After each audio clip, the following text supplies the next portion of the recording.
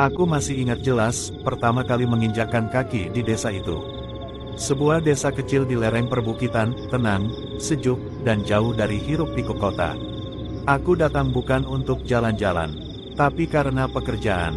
Kantorku di kota menugaskanku ke desa ini, untuk mengurus data dan survei beberapa bulan.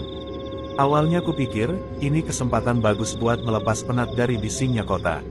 Siapa sangka, justru disinilah aku mengalami hal paling menyeramkan dalam hidupku. Sejak hari pertama, ada satu tempat yang selalu disebut-sebut warga. Telaga. Orang sini menyebutnya Telaga Angker. Awalnya kupikir, itu hanya sebutan biasa. Tapi ternyata, ada alasan kenapa telaga itu dihindari warga. Setiap kali aku main ke warung kopi, atau ngobrol sama warga, selalu ada kalimat yang sama. Kalau malam jangan lewat telaga, Mas, kalau nggak terpaksa. Nada mereka serius, matanya pun berubah saat menyebut kata telaga. Aku makin penasaran, sebab telaga itu letaknya pas di pinggir jalan utama. Jalan yang menghubungkan desa dengan kota atau desa sebelah. Mau nggak mau, orang harus lewat situ. Tapi anehnya, kalau sudah lewat maghrib, hampir semua warga memilih muter jauh, bahkan sampai 2 kali lipat jaraknya. Aku sempat tanya ke seorang bapak tua di warung. Pak, memangnya kenapa kalau lewat telaga malam-malam? Bapak itu cuma menghela napas panjang. Nggak semua bisa lihat, Mas, tapi kalau sudah lihat, biasanya bakal diikutin. Aku merinding, tapi di sisi lain, masih ada rasa penasaran yang besar. Hari-hariku berjalan seperti biasa. Aku bekerja, berkeliling desa, ngobrol dengan warga. Siang hari, semuanya terasa wajar. Tapi begitu malam tiba, suasana desa berubah. Sepi, angin terasa dingin menusuk tulang. Dan telaga itu, selalu tampak gelap, sunyi, seolah menyimpan sesuatu. Suatu malam, aku terpaksa pulang agak larut. Ada rapat dengan perangkat desa yang molor. Jalan sepi, aku mengendarai motor pelan, melewati jalan pinggir telaga. Saat itulah, aku mendengarnya. Suara perempuan menangis. Pelan, tapi jelas. Aku refleks menoleh. Di tepi telaga, kulihat seorang perempuan. Rambutnya panjang, tergerai basah menutupi sebagian wajah. Bajunya lusuh, kuyup, menempel di tubuhnya. Dia berdiri diam, menatap ke arah air telaga. Aku langsung merinding. Gas motorku pelintir kencang. Aku nggak berani menoleh lagi sampai tiba di rumah kontrakan. Malam itu aku sulit tidur. Bayangan perempuan tadi terus menghantui pikiranku. Apa itu manusia, atau bukan? Keesokan harinya, aku ceritakan ke seorang tetangga.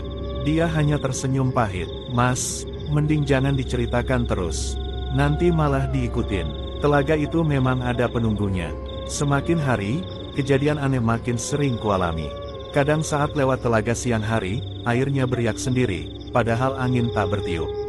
Kadang, tercium bau amis menyengat, mirip darah. Dan beberapa kali, aku mendengar suara tangisan yang sama. Padahal di sekitar telaga, tak ada seorang pun. Bukan cuma aku, warga juga sering bercerita. Ada yang melihat bayangan perempuan melintas di jalan. Ada yang mendengar suara orang tercebur. Tapi waktu diperiksa, air telaga tenang-tenang saja. Puncaknya terjadi seminggu setelah kejadian pertama. Malam itu aku pulang agak larut lagi. Jalan sepi, hanya suara jangkrik dan gesekan dedaunan. Begitu sampai di pinggir telaga, bulu kuduku langsung berdiri. Di seberang jalan, tepat di tepi air, sosok itu berdiri. Perempuan berambut panjang, basah kuyup, bajunya menempel kotor. Kali ini, wajahnya terlihat pucat, mata hitamnya menatap lurus padaku. Aku gemetar, kakiku seperti terkunci, sampai tiba-tiba, dia mengangkat tangan. Seolah memanggilku untuk mendekat. Tanpa pikir panjang, aku langsung tancap gas sekuat tenaga. Aku baru sadar, keringat dingin membasahi tubuhku saat sampai di rumah. Malam itu aku nggak bisa tidur sama sekali. Bayangan tatapan perempuan itu terus terbayang. Akhirnya, aku memberanikan diri bertanya ke Pak Haji, salah satu sesepuh desa. Pak Haji terdiam lama, lalu bercerita dengan suara pelan. Mas, telaga itu sudah lama disebut Telaga Angker. Dulu, ada seorang perempuan muda, warga desa sini. Dia sering ke telaga, entah mencuci, entah hanya duduk di sana. Sampai suatu malam, dia tidak pulang.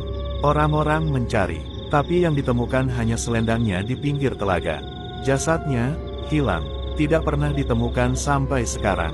Aku terdiam, merinding mendengar ceritanya. Pak Haji melanjutkan, sejak malam itu, warga sering melihat sosok perempuan berdiri di tepi telaga. Bajunya basah, rambutnya menutupi wajah. Orang percaya, itu arwah perempuan yang tenggelam. Dia belum tenang, makanya, telaga itu disebut angker.